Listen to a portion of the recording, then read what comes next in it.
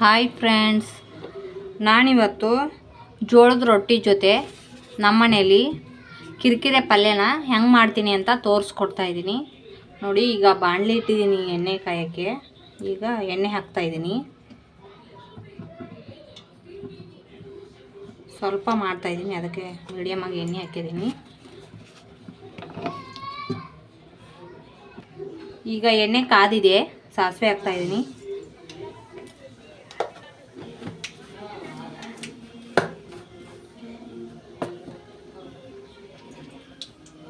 ಒಂದು ಸ್ವಲ್ಪ ಸಣ್ಣ ಸಣ್ಣ ಕಟ್ ಮಾಡಿ ಇಟ್ಕೊಂಡಿರೋ ಮೆಣಸಿನ್ಕಾಯಿ ಹಾಕ್ತಾಯಿದ್ದೀನಿ.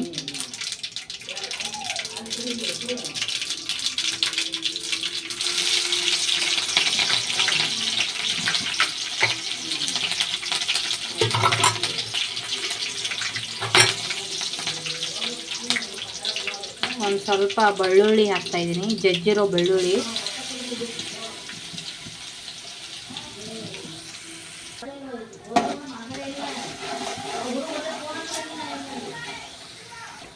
ಈಗ ಬೆಳ್ಳುಳ್ಳಿ ಹಸಿ ವಾಸನೆ ಎಲ್ಲ ಹೋಗಿದೆ. ಸ್ವಲ್ಪ ಉಪ್ಪು ಹಾಕ್ತಾಯಿದ್ದೀನಿ. ಅಂದರೆ ಸೊಪ್ಪಿಗೆಲ್ಲ ಆಗುವಾಗ ಒಂದೇ ಸತಿ ಹಾಕ್ಬಿಡ್ಬೇಕು, ಮತ್ತೆ ಕಡಿಮೆ ಆದರೆ ಹಾಕ್ಕೋಬೇಕು.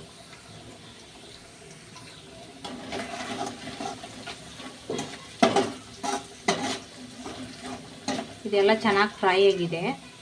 ಇವಾಗ ಸೊಪ್ಪು ಹಾಕ್ತಾಯಿದ್ದೀನಿ. ನೋಡಿ, ಇವಾಗ ಕೆಂಪಗಾಗಿದೆ. ಈಗ ಸೊಪ್ಪು ಹಾಕ್ತಾಯಿದ್ದೀನಿ.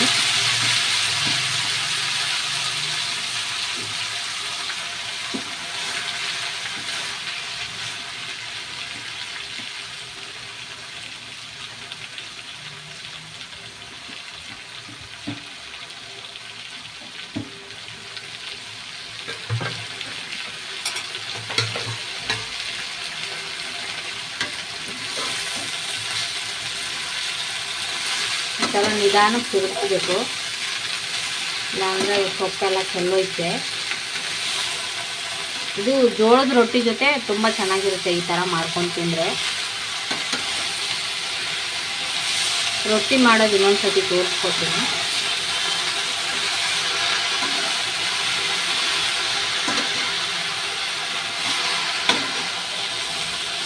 ಇದೆಲ್ಲ ಅದೇ ನೀರು ಬಿಟ್ಕೊಳುತ್ತೆ, ನೀರೇನು ಹಾಕಬೇಕಾಗಿಲ್ಲ ನೀವು.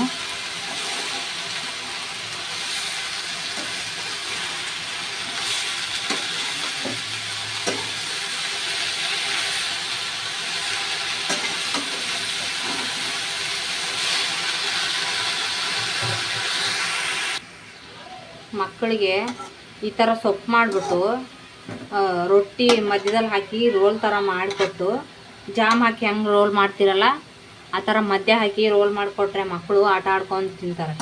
ಚೆನ್ನಾಗಿರುತ್ತೆ ಈ ಥರ. ರೊಟ್ಟಿಗಂತೂ ಹೇಳಿ ಮಾಡಿಸಿದ್ದು.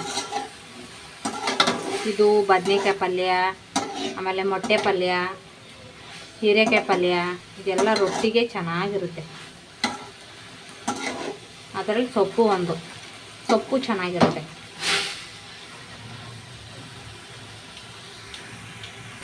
ನೋಡಿ, ನೀರೆಲ್ಲ ಅದೇ ಬಿಟ್ಕೊಂಡಿದೆ. ಇದರಲ್ಲೇ ಬೆಂದೋಗುತ್ತೆ, ನೀರೇನು ಹಾಕೋದು ಬೇಡ.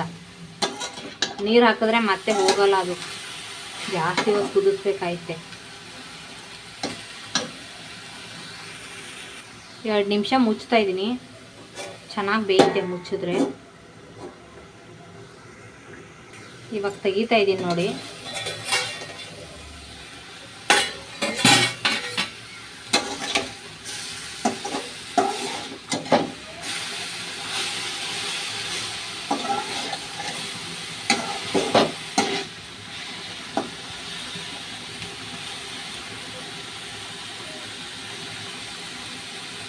ಇನ್ನೊಂದು ಸ್ವಲ್ಪ ಬೇಯಬೇಕು, ಆಗಿದೆ.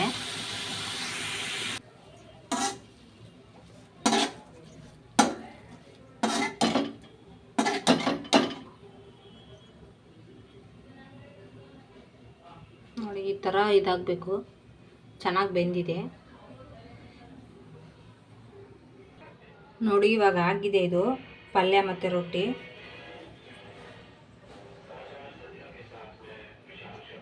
ಈ ಥರ ಇದ್ರ ಜೊತೆ ತಿಂದರೆ ಚೆನ್ನಾಗಿರುತ್ತೆ. ಇಷ್ಟ ಆದರೆ ಲೈಕ್ ಮಾಡಿ, ಶೇರ್ ಮಾಡಿ. Thank you.